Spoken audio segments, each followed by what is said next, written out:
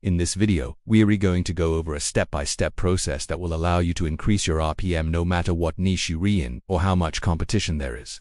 We will also show you some real-life examples of channels we've applied this to and the results we got. So if you're ready to make more money on YouTube, then let's get into it.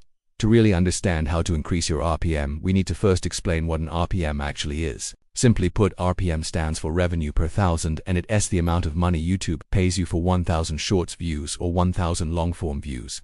So say this RPM right here, $3.78. That means that for every 1,000 views on this video, the creator will make $3.78. Now, your RPM is one of three main factors that determine how much money you make on YouTube.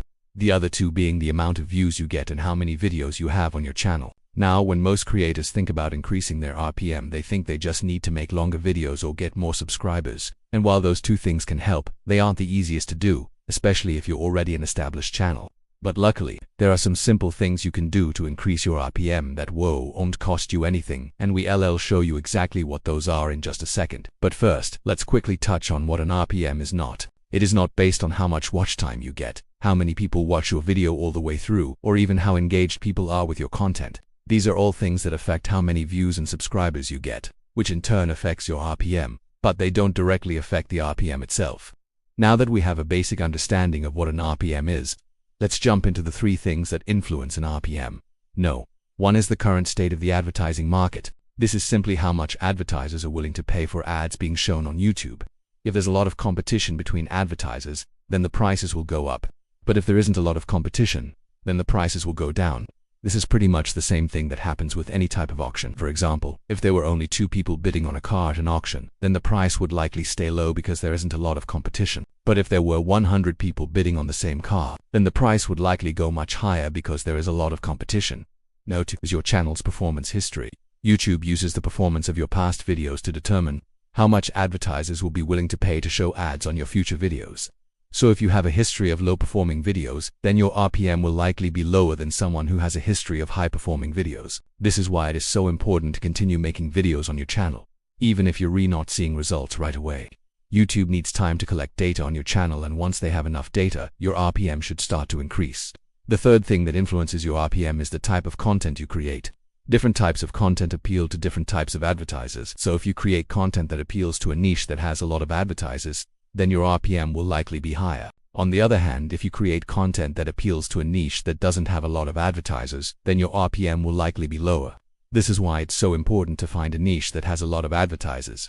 If you're in a niche with a ton of advertisers, then you can pretty much do whatever you want and still make money on YouTube. But if you're in a niche with not a lot of advertisers, then you need to make sure you're doing everything right in order to make money on YouTube. So now that we know what influences an RPM, let's go over some tips that will allow you to increase your RPM no matter what niche you're in or how much competition there is. The first thing you need to do is compare your RPM to other people in your niche. You can do this by going to the YouTube Studio desktop app on your computer and clicking on Analytics. Then go to Revenue by Format and you should see something like this. Now, you might be wondering why I'm looking at shorts instead of long form. Well, shorts and long form both have separate analytics and you need to optimize each separately. And since shorts have been out for a while now, that's why I'm looking at them. Once you click on shorts, you will now see how your RPM compares to other channels in your niche. You may be at the very top, in which case you're good to go. But if you're anywhere else on this list, then you need to work your way up. Now, it's important to note that YouTube doesn't release exact numbers when it comes to how much you make on shorts or long form. They only give you a range. So I could technically say that this channel makes $4.50 per 1,000 shorts views, but I wouldn't be telling the whole story because I wouldn't be able to tell you if that number is closer to $4.99 or $4.01. So this is why it's better to look at the percentile you're in instead of the exact dollar amount. So if your RPM is in the bottom 50% of the RPM range, then that means you have some work to do. Next, you need to look at the amount of views per uploaded short on your channel.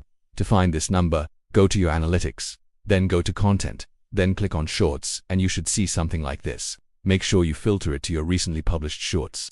You're going to then take the total views on your shorts and divide it by the amount of shorts you've posted. Let's use this example. We've got 31 shorts uploaded and 26,533 views. So if we divide these numbers, we get 855 views per uploaded short. Now this is important because the more views you can get per uploaded short, the higher your RPM will be. If you're in the bottom 50% of this range, then that's a sign that you need to work on getting more views per uploaded short.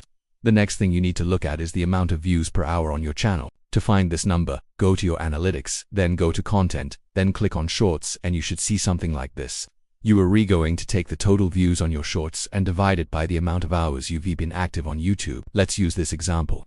We've got 26,533 views and 752 hours active. If we divide these numbers, we get 3,461 views per hour. Again, the more views you can get per hour, the higher your RPM will be. So if you're in the bottom 50% of this range, then that's another sign that you need to work on getting more views per hour. Lastly, you need to look at the percentage of views that are coming from shorts on your channel. To find this number, go to your analytics, then go to content, then click on shorts, and you should see something like this. You will then take the total shorts views and divide it by the total views you get from all formats. Let's use this example. We've got 26,533 shorts views and 27,342 total views.